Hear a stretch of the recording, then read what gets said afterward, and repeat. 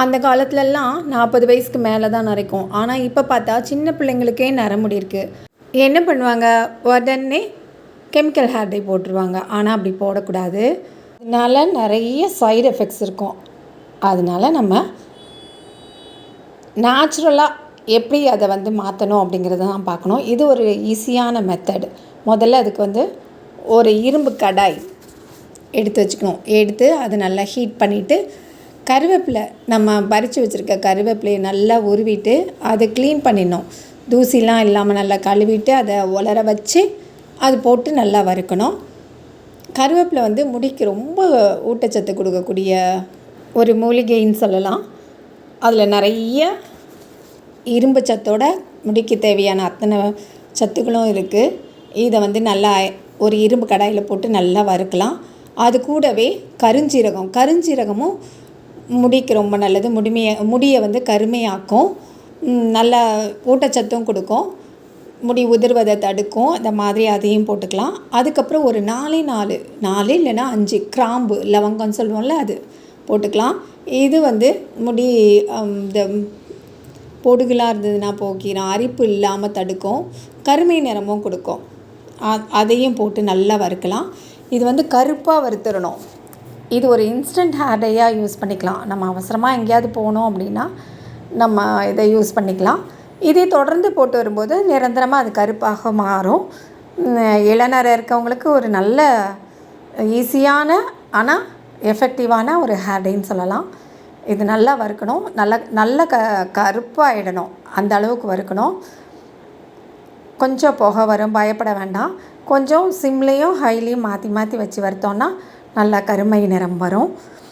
இப்போ நம்ம சாதாரணமாக வெளிக்கு பூசுறதை விட உள்ளுக்கும் நல்லா அதை மாதிரி சாப்பிட்ணும். கருவேப்பிலை ரொம்பவே நல்லது. கருவேப்பிலை பொடி செஞ்சு வச்சுட்டு, அதாவது மிளகா வத்தல், உளுந்தம்பருப்பு இதெல்லாம் போட்டு நல்லா வறுத்துட்டு, இது கூட இந்த கருவேப்பிலெல்லாம் போட்டு இன்னும் தேவையான பொருள்கள்லாம் போட்டு பொடி பண்ணி வச்சுட்டு, அதை சாதத்தில் டெய்லி 2 உருண்டை அதை பிசைஞ்சு சாப்பிட்டோன்னாவே அது அந்த சத்து நல்லா சேர்ந்துடும்.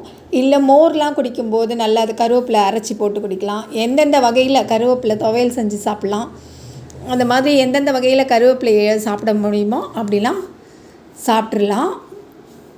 உள்ளுக்கும் சாப்பிடும்போது கண்டிப்பாக கூடுதலான பலன் தான் கிடைக்கும். இந்த நரைக்கிறதே தள்ளி போகும். நரைச்சாலும் அது இளநரையெல்லாம் மாறும். தொடர்ந்து போட்டுகிட்டே வர அது கண்டிப்பாக அதனோட பலனை முழுமையாக நம்மளுக்கு கிடைக்கும்.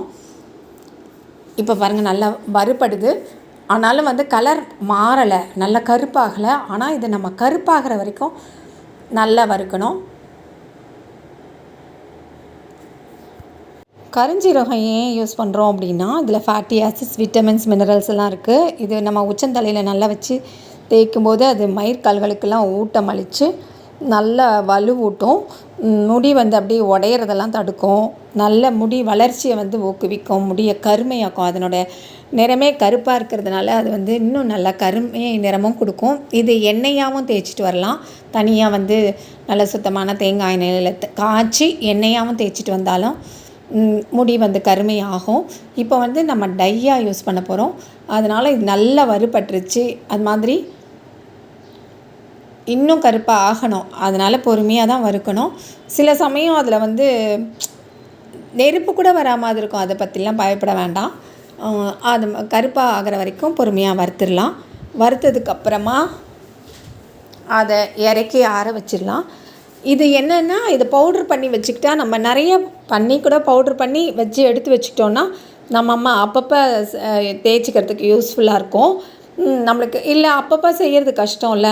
இப்போ நம்ம எதுக்காக கெமிக்கலுக்கு போகிறோம் அப்படின்னா, போட்டோடனே ஒரு 10 நிமிஷத்தில் போய் குளிச்சுட்டு வந்துட்டோன்னா முடி கண்ணங்கரேன்னு ஆகிடும். ஆனால் அது மாதிரி அவ்வளோ ஆகுதுன்னா அதில் எவ்வளோ கெமிக்கல் இருக்கும், அது எவ்வளோ உடம்புக்கு நம்மளுக்கு தீமை விளைவிக்கும் அப்படிங்கிறத நம்ம யோசிக்கிறது கிடையாது. சரி உடனே கருப்பானா போதும் அப்படின்றோம். இதில் எந்த சைடு எஃபெக்ட்ஸும் கிடையாது. இது அப்படியே நேச்சுரலாக கருவேப்பிலெல்லாம் விளையிறதில்ல, நம்ம இலை மூலிகை, அது ஒன்றுமே பண்ணாது. கருஞ்சீரகமும் சரி, வேறு எதுவுமே ஒன்றும் பண்ணாது. எந்த ஒரு பாதிப்புமே வராது. ஆனால் கெமிக்கல் அப்படி கிடையாது. ஆனால் நம்ம ஈஸியாக இருக்குங்கிறதுனால கெமிக்கலுக்கு தான் போகிறோம். அதை அவாய்ட் பண்ணணும். பண்ணிவிட்டு கொஞ்சம் பொறுமையாக இருந்தால் இது வந்து நல்லா கருப்பாக இருக்கும். இப்போ பாருங்கள், நல்லா வறுபட்டோடனே எடுத்தாச்சு. இதை ஆற விட்டுட்டு அதுக்கப்புறம் இதை வந்து ஒரு மிக்ஸி ஜாரில் சேர்த்துக்கலாம். கையிலேயே நசுக்கிடலாம். நல்லா அது தூள் ஆகும். ஆனாலும் நல்லா நைஸ் பவுடராக இருந்ததுன்னா நம்ம தலையில் தேய்க்கும் போது அது ஒன்றும் தெரியாது. அதனால் இதை வந்து ஒரு மிக்ஸி ஜாரில் சேர்த்து நல்லா நைஸாக அரைச்சிடலாம். நல்லா அரைப்பட்டுருச்சு. இந்த கருஞ்சீரகமும் சேர்த்ததுனால கொஞ்சம் அப்படி ஒரு எண்ணெய் தன்மை தெரியும். வெறும் கருவேப்பிலைன்னா அப்படி பவுடர் ஆகிடும். அதனால் இதை வந்து நம்ம ஒரு இது வடிகட்டுறதுல வச்சு நல்லா ஜலிச்சு எடுத்துக்கலாம். இது இன்னும் ரொம்ப ஃபைன் பவுடராக வரும். இதுவுமே நல்லா தான் இருக்குது. இருந்தாலும் இன்னும் இது வந்து ஒட்டும். அதனால் கொஞ்சம் அப்படி நல்லா அப்படி தேய்ச்சி விட்டு எடுத்தோன்னா நல்லா அதில் இருக்க பவுடர்லாம் நல்லா வந்துடும். அதெல்லாம் நல்லா எடுத்து வச்சுட்டு அது அப்படியே நம்மளுக்கு எவ்வளோ தேவையோ அதை மட்டும் யூஸ் பண்ணிவிட்டு மீதியை வந்து ஸ்டோர் பண்ணி வச்சுக்கலாம். கொஞ்சமாக இருந்ததுன்னா நம்ம அப்படியே போட்டுக்கலாம். நம்மளுக்கு முடிக்கு எவ்வளோ தேவையோ அவ்வளோ எடுத்துக்கிட்டால் போதும். மீதி வந்து கெட்டு போகாது. அதனால் ஸ்டோர் பண்ணி வச்சுக்கலாம். இப்போ இவ்வளோ போதும். அதனால் நான் எடுத்திருக்கேன், கொஞ்சம் தான் எடுத்திருக்கேன். இது கூட என்ன சேர்க்க போகிறோம்? இப்போ வந்து இது எவ்வளோ நைஸாக இருக்குது, இது எவ்வளோ கருமை நிறம் கொடுக்குதுன்னு பாருங்களேன். இந்த விரலில் எவ்வளோ கருப்பாக பிடிச்சிருக்கு. இந்த இப்போ லேசாக 1-2 தான் இருக்குன்னா இது அப்படியே தடவி இந்த விரலை வச்சு அப்படியே தேய்ச்சிட்டு போயிடலாம், போதும். இல்லையா கொஞ்சம் நிறையா தான் இருக்குது, பரவலாக இருக்குது அப்படின்னா இதை வந்து ஒரு கொஞ்சம் இது என்னென்னா ஆலோவேரா ஜெல் வீட்டில் வந்து கத்தாழை இருந்தது, ஆலோவேரா இருந்ததுன்னா அதை எடுத்து அதை நல்லா க்ளீன் பண்ணிவிட்டு அந்த ஜெல்லை எடுத்து போடலாம். அப்படி இல்லைன்னா கடையில் விற்கிற இந்த ஆலோவேரா ஜெல் வாங்கி இதில் வந்து ஒரு 1/2 டீஸ்பூன் போட்டால் போதும். இது கொஞ்சம் தானே எடுத்துருக்கோம். அதனால் அதை போட்டுட்டு இது கூட சுத்தமான செக்லாட்டின தேங்காய் எண்ணெய் எடுத்துக்கலாம்.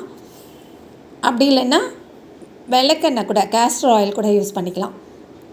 அந்த ஸ்மெல் பிடிக்காது அப்படின்றவங்க கோகனட் ஆயில் யூஸ் பண்ணிக்கலாம். இதுவும் நல்லாயிருக்கும்.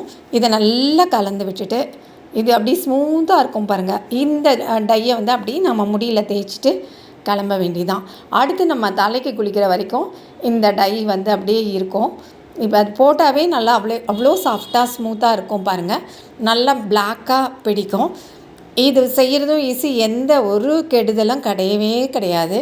அதனால் திடீர்னு போனோம், வேறு எதுவும் இல்லை போடுறதுக்குன்னா சட்டுன்னு இதை வந்து ரெடி பண்ணி போட்டுட்டு போயிடலாம்.